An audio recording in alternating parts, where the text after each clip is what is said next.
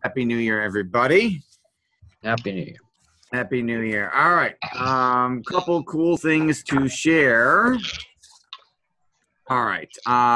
So since my, whatever you want to call it, selection involvement in this cult type of thing, I went and started looking at other religious organization type of marketing. Because if you think about it, religion is generally asking, give us money and you won't get anything in return. Right? Unless you're buying a Joel Osteen book. I mean, technically you give money, unless you're buying a membership at your church, if you're tithing, they're not exactly saying this is the exact return on investment you're going to get.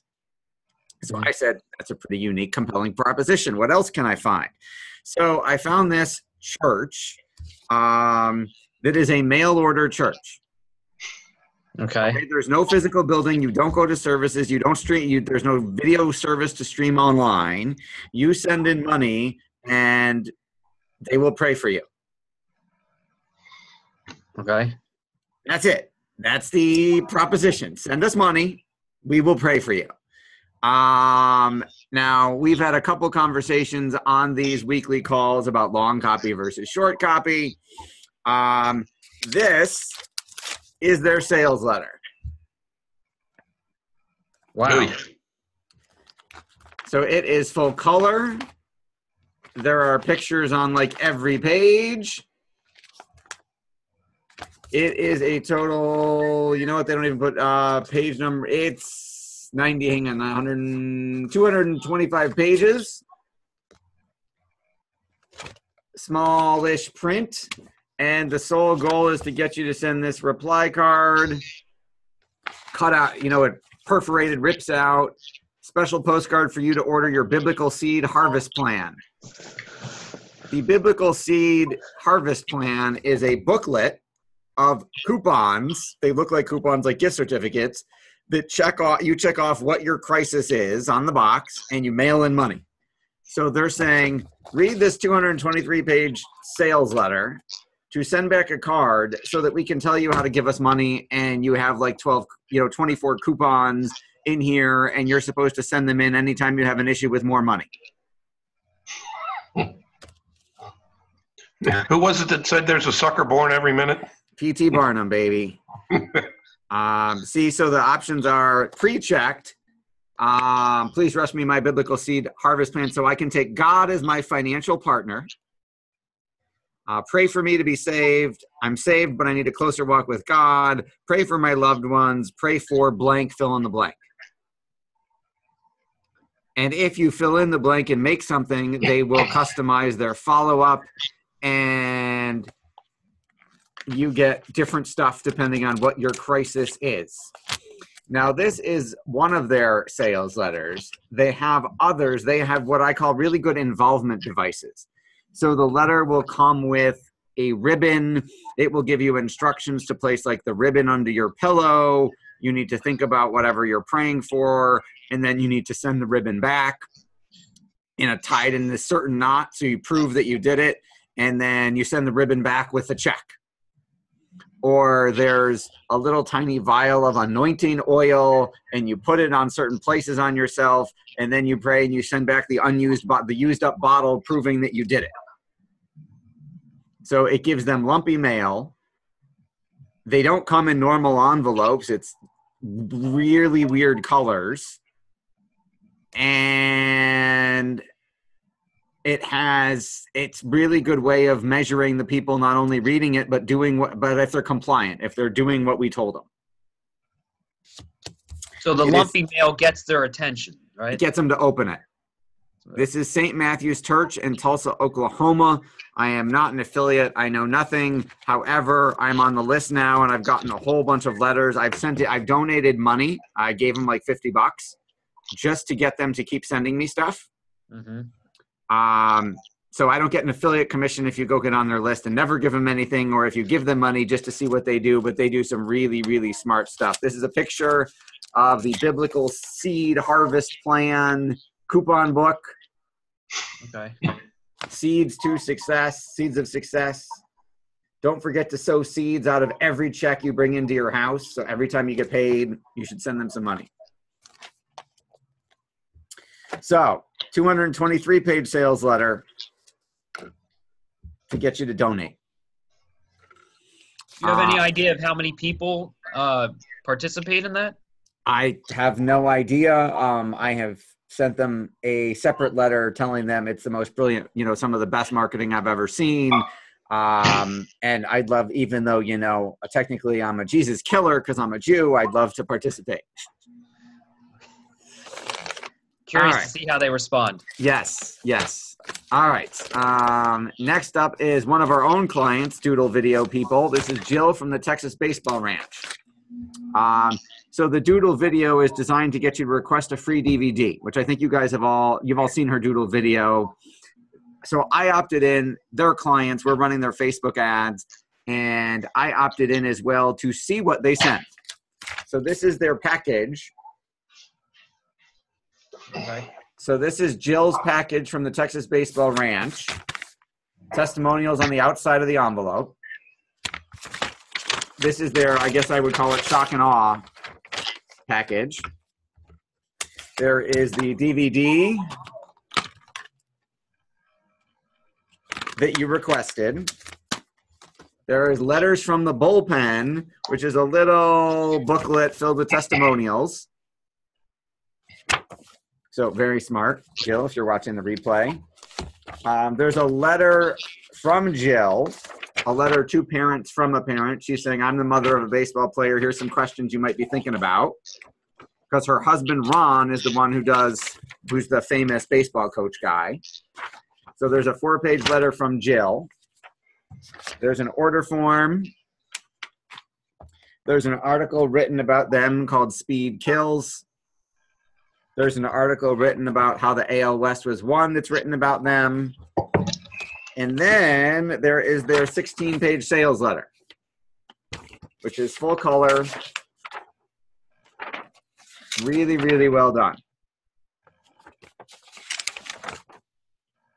Testimonials on almost every page, every page worked in. Hey, if you come to the Texas Baseball Ranch, this is all the stuff you get after you leave. So it's really well done. Stuff I realized is they haven't given me any of their testimonials to use in their Facebook ads. So Jill, if you're not when you're watching this, I'm going to email you and say I want I want all these pictures and the testimonials. I noticed they have tons of stuff in here I can use on Facebook. They have on the first page, they have a quiz. But there's no boxes to check or point scoring or anything. It's just all of the, when you pitched, you pitched less than 78 miles an hour as a freshman in high school, 80 as a sophomore, 84 as a junior, 88 as a senior, 92 in college, less than 65% strikes or more than 3 walks per game, less than 25% in making hitters swing and miss, having any arm pain, tightness, or issues with consistency. But then it says if you answered yes to at least once, you'll find the answers in this letter. What I would do almost is I would bump that to the next page and say, turn the page to find out your score. And I'd have a scoring system. And of course, if they get anything over a 1, they're a candidate. But I can use that quiz because that's social media bait because people love to take quizzes. The other thing I thought they did really well is they have 2 pages of bullet points of here's a sampling of what you're going to discover down at the ranch. I can use every single one of those as a different headline in an ad. They also did smart. They did who is this for? Who is it not for? So again, I can use all of who this is for in their Facebook ads. Incidentally, their Facebook ads are working really well. I'm going to switch my screen and show you our latest development there. Okay, can you guys see my Facebook ad manager? Yes. Okay, so we ran at lead generate. We were running video view ads, driving people to watch the video and then go to the website and get their free DVD. We got 17,000 views at 2 cents each. That was people. We were on pace to double the number of opt-ins for the DVDs. over the same time period when they weren't running these ads. So they were already happy. And then I said, let's switch over and do lead form ads where they fill the lead form out, the opt-in form out inside of Facebook as opposed to on the website. So my first version of those generated, this was like in the last week or two, 10 leads at $13 a pop on average. I then took the exact same campaign and ran it in Ad Espresso, the software we use to run like 250 split tests. And those ads are pulling, you know, that just started yesterday, but it's at $5.85 on average. So if those numbers hold up, I've more than cut their cost per lead in half. And the interesting thing is if I go in and look at all of those ad sets, they're all about 2 leads are coming from one ad set, which is at $3.26 a lead. So again, those numbers stay holding up and I can go from 13 to 3. Obviously they'll be ecstatic. And then I go through all the ads and they're coming from one particular ad and that takes it down to 314. So we ran 1, 2, 3, 4, 5, 6 ad sets, 2 ads in each one, 12 ads, 2 target markets, iPad, iPhone, iPod. Because what we found when we ran an analysis of their existing customer base, all of their customer base was Apple users. They literally had 0 Android, 0 desktop. Every single one of those people engaged on Facebook on an Apple device. So just by eliminating their ads that they were running that went to other places besides Apple, we dramatically reduced their cost. So I'm now going to take the stuff. I'm going to start running testimonial ads, cycling, running 10 or 12 different testimonials to see which one pulls the best.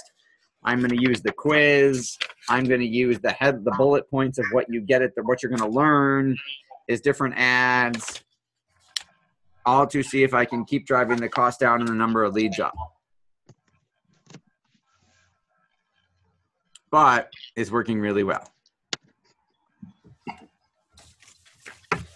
The other thing I wanted to share was Ethan's in our Cutting Edge Marketing Mastermind box program where you get the box of the month of the book you need to read, the DVD to watch, and the audio CD to listen to free you from marketing overwhelm. You know what? I just realized the sun is coming through my window. Let me close my blinds. Hang on 2 seconds.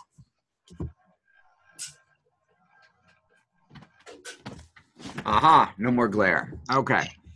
And in that membership site software that goes along with the physical box is the ability to watch the stuff online, watch bonuses online, and ask questions of your coach. So Ethan asked a question of his coach that came to me, and I said, tell him to ask me today. And Ethan, for Chuck's benefit, do you want to tell him what your question was? Do you remember what your question was? I do remember. So awesome. I think it was a 2-part question. So in your business as a financial advisor, I was curious because you've mentioned Dan Kennedy quite a lot, and I know I've seen his name come up when reading other marketing material. So my question was, how did Dan Kennedy's materials lead you to obtain more financial clients? And then the second part was, the most challenging thing for me is having a limited budget. Like everything that you just showed. I started with 0. What's that? I started with debt. I had negative budget. That's where I started too. And, I've slowly worked myself up and now it's like, well, I can do a little bit. And every time I think that there's something I can do, it's like, all right, well, now this is multiple hundreds of dollars that you should be using on a monthly basis to do all this stuff. I'm like, darn, if I had that, I would love to use it, and I jump right in, but I got to build up to that. How did Dan Kennedy lead you to that point where you could then just do more? Or did you build up and then you were able to incorporate Dan Kennedy and he just made it grow even faster? I don't know. Those are the questions. All right. I'm prepared to answer both of them, and I have case study examples. Okay. So the very first thing Dan and I did was we worked on a lead magnet, a free report, and this was pre-internet. This was all direct mail when I started. There was no Facebook. There was no social media. I didn't have a website. I had a page on agedwards.com that just had my picture in my bio, and there was nothing else I could do with it. And it got no traffic anyway. So while we were, and I'll show you the lead magnet we built, the literal first version. While we were doing that, because it took a while fighting with a Fortune 500 paranoid compliance department to get them to approve what Dan wanted me to say, which was everybody else sucks. And Seth's the only logical option, so I couldn't say that. So while we were doing that, we made some progress in other campaigns. So for example, I was doing, as a financial advisor, you're told to do seminars. You know, you mail 5,000, 10,000, whatever invitations, and you get 20 to 30 people to show up for a free dinner, and hopefully half of them are serious, make appointments, some of them show up, and eventually you get some clients. So the the first thing we did before we did the lead magnet, while we were doing the lead magnet, was we started tweaking our seminar invitations. So for example, the first seminar I did was, you know, the 9 biggest retirement planning mistakes. And I had read a number of Dan books and taken some courses before I went to work with him. And so I created my first, what I thought was a Dan Kennedy version of that invitation, sent it out, got crickets. Literally 0 people responded, which was worse than when I was using the industry standard, like RME type invitations that were getting 0.5 to 1% back then. So I said, Dan, what the heck? I went backwards. He said, call some of the people on the list who didn't respond and ask them why. He said, I could give you the answer of what you did wrong, but you'll learn more if you call and ask. So I call, and the first response I got was the one that I got most often, which was an elder, a baby boomer guy says, 9 retirement mistakes. Son, I probably made about 13. I don't need to come to your seminar to find them out. Blinding flash of the obvious. I changed the headline from 9 biggest retirement planning mistakes to how to overcome the 9 biggest retirement planning mistakes. And magically my next seminar was full. So those were tweaks we were making along the way while we were, because I said, I got to make some money while it takes us forever to get this lead magnet done. So the very, very first version of the lead magnet was a free report, how to overcome the 7 biggest mistakes affluent families make when working with a financial advisor. And it was too generic because affluent families isn't a defined enough target market, but it was where I started. This is not, I literally did this in Word.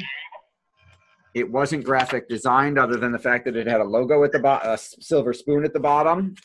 No pictures, it's white. The first version had testimonials all over it, and the back cover was entirely testimonials. A.G. Edwards made me veto it, got rid of it. It had Post-it notes that looked like handwritten legal pad taped in as involvement devices. And then we had that was the first version. The second version we started doing, we did for estate planning attorneys, which turned into my real target market. The third version, I got an estate planning law firm to allow me at my own expense to produce for their clients. So up in the corner, it says exclusively for the clients of Hogan Willig Attorneys at Law. So then that law firm, again, I paid to have them separately printed. I paid to have the materials to go with it, with money I didn't have. And then they handed them out to all of their estate planning clients. And that really made everything take off. Because now your estate planning lawyer hands you this. Right. My phone started ringing off the hook with people saying my lawyer told me to talk to you, which isn't true. The lawyer never said, the lawyers were paranoid and wouldn't say that. Right. The lawyer just said, this is something, we're giving to our clients type of thing, or this is something our office wants us to share with you. They wouldn't endorse me, but it was the clients heard we should talk to this guy. Right. Then the next thing I did after a couple different versions of that was I wrote a book. I did not actually, I got a bunch of financial advisors at Next all around the country to write chapters. This was before I came up with the idea that I should get accountants and lawyers to be in the book. These are just other reps around the country. So everybody wrote a chapter. Everybody got their own title. Everybody got their own picture on it and their own forward. It's hardcover. But then I had a feel like you were born with a silver spoon in your mouth, make smart choices with your money, physical book. And then that became my lead magnet. Again, it was not online. There was no Amazon. I had to buy copies and have them shipped to me and then ship them out to people. But we used direct mail to drive people to call a 1-800 number. It was a free recorded message talking about why they should get the book, leave your name, address, whatever.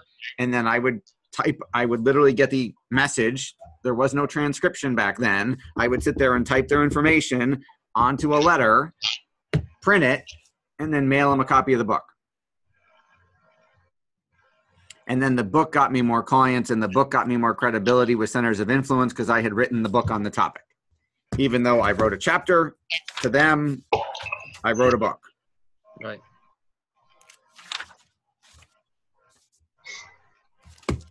And my chapter of the book, if you read it, is literally this. I took the exact I took the exact copy, all the words from my lead magnet and made that the chapter, so I didn't even have to write a new chapter. So did you say you actually borrowed money all along the way when you were doing these various things, and then Yes. I'm not telling you to do that. I can't give you. I can't give you legal or financial advice. But you were successful enough in each one of those events to basically repay that cost, and then use whatever additional money was available to leverage towards future, in additional growth. Yes, I borrowed the money to hire Dan, and then I borrowed about $75,000 to do the rest. Gotcha. Okay. Because I didn't have it. I really like that idea of the brochure you did for the clients of. So like one of the things, I've got a pretty good relationship with a local CPA, and his CPA's he's the son of one of the principals, or the son-in-law of one of the principals of the firm, and they're a decent mid-sized accounting firm. So I really like that idea that maybe I would talk to him and say, hey, would you be interested if I put together a brochure that is written for your clients? You hand it out, and I'm not trying for you to, endorse. Yeah, I wouldn't call it a brochure. I mean, I'd come up with a sexy title, some type of educational resource. Okay, The next version of that now that we've done for the last couple years is a book where we interview accountants and lawyers in the area and then produce a book out of it. And then they hand it to, instead of one attorney, I have 10 or 12 handing it out to all of their clients because they're all in the book. Right. So they don't think of it as giving a referral. They can think of it as, look at me, I'm in a book. And the client hears, oh, geez, I should talk to this financial advisor. My attorney just told me to talk to him, which isn't true, but that's what they hear. Right. So, I mean, we're now publishing 5 to 10 of these a month for advisors, and then working our marketing magic to get it to the top of Amazon so they can republish it with a new cover that says Amazon bestseller. And then, of course, now everyone in it goes crazy going, oh, my God, I'm in a best-selling book, and hands out more of them. Granted, they're a bestseller for a day or two, right? And they're a bestseller in their category, like retirement planning or financial planning or entrepreneurship. They're not number one on all of Amazon because they're not going to beat Stephen King.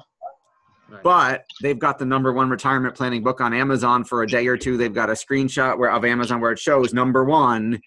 That's all they need, because their baby boomer clients are never going to go, hang on, let me check, let me see the screenshot, let me see, oh, that was one day in one category. The only person who's ever asked about that is my mother. My mother has done that to all of my books. When it says bestseller, she's like, is that really a bestseller? Or is that one of those one-day things? And I'm like, well, Mom, considering I'm not spending $100,000 to get a New York Times bestseller, yes, it's a 1 or 2 day thing. And the good news is, it's funny, I got a call yesterday. I had an appointment scheduled yesterday with an RIA that has about $250 million under management. They're trying to get to $500 million in the next 3 years. They literally do almost no marketing, so my job is going to be really easy.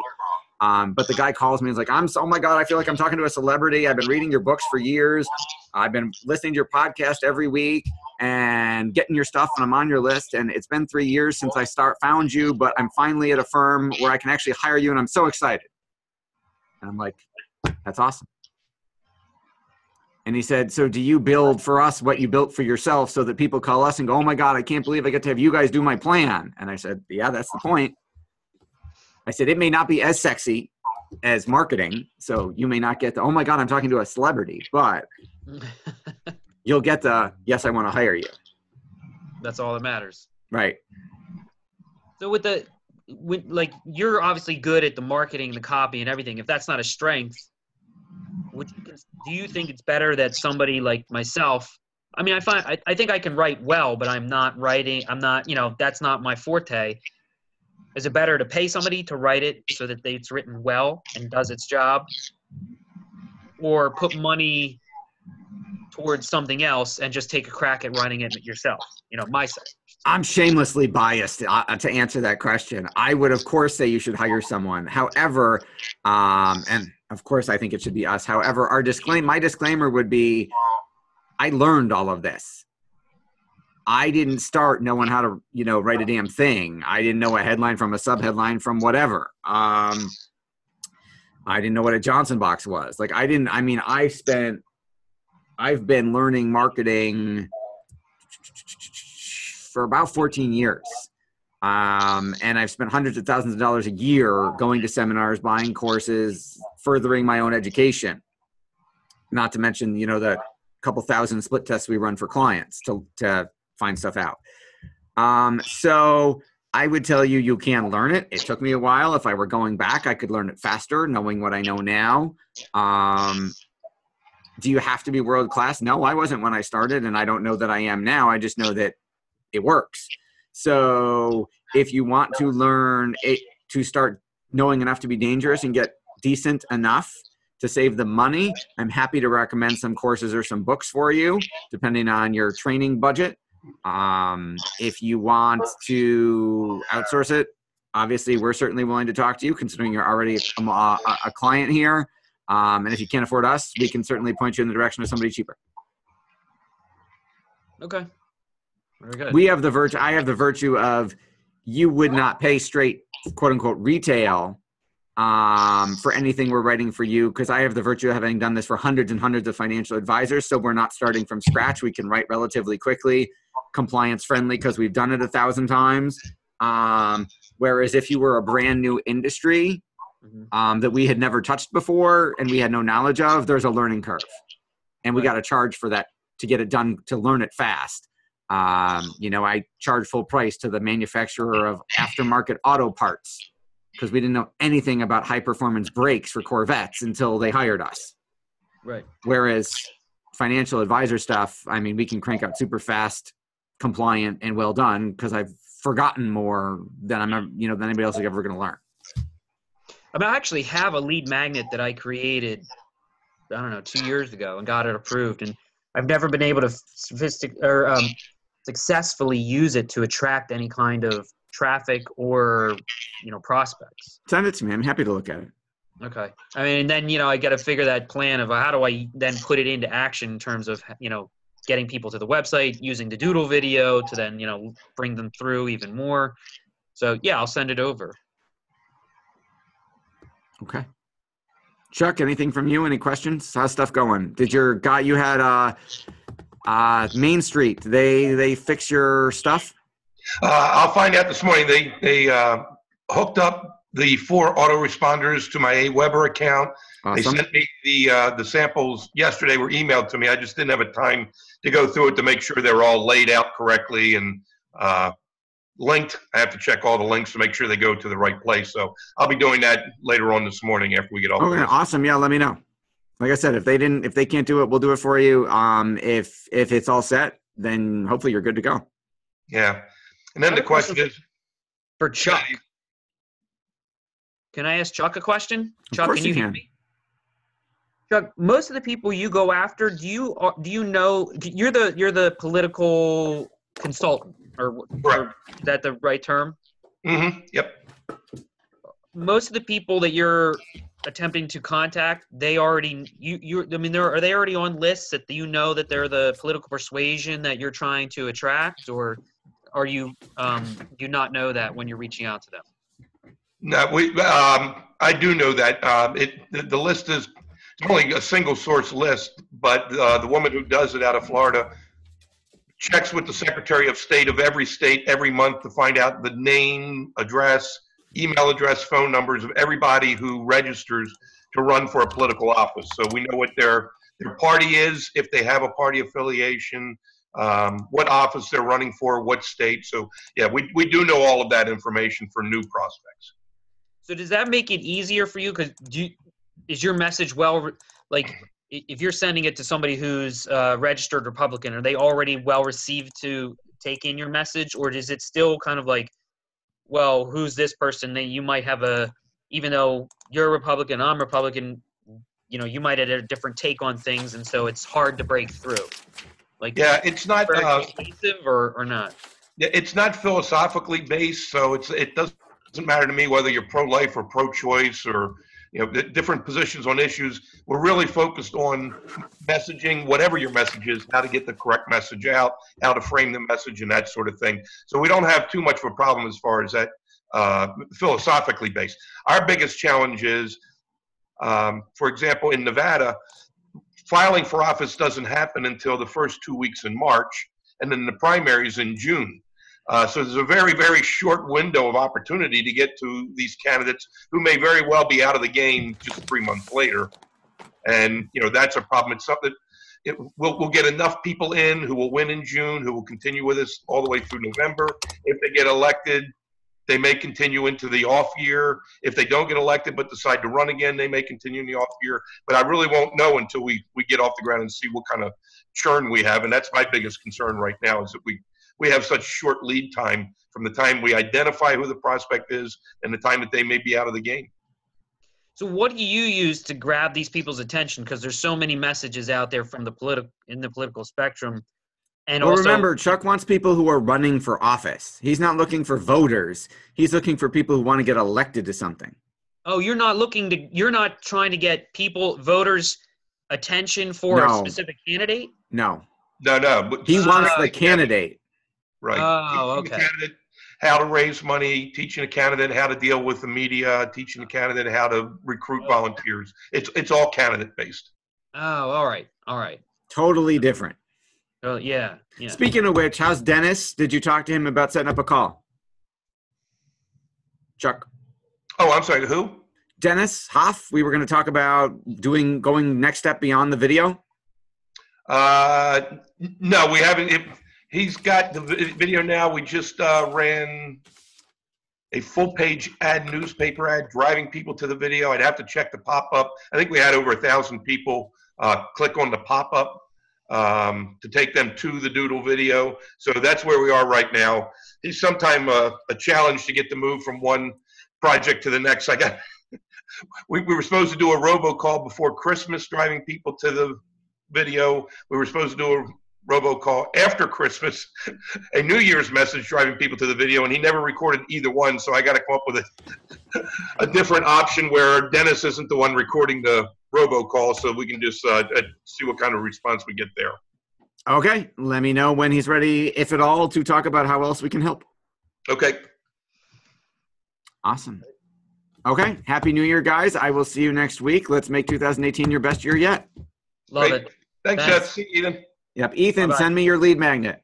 I will. I'll Okay. do it now.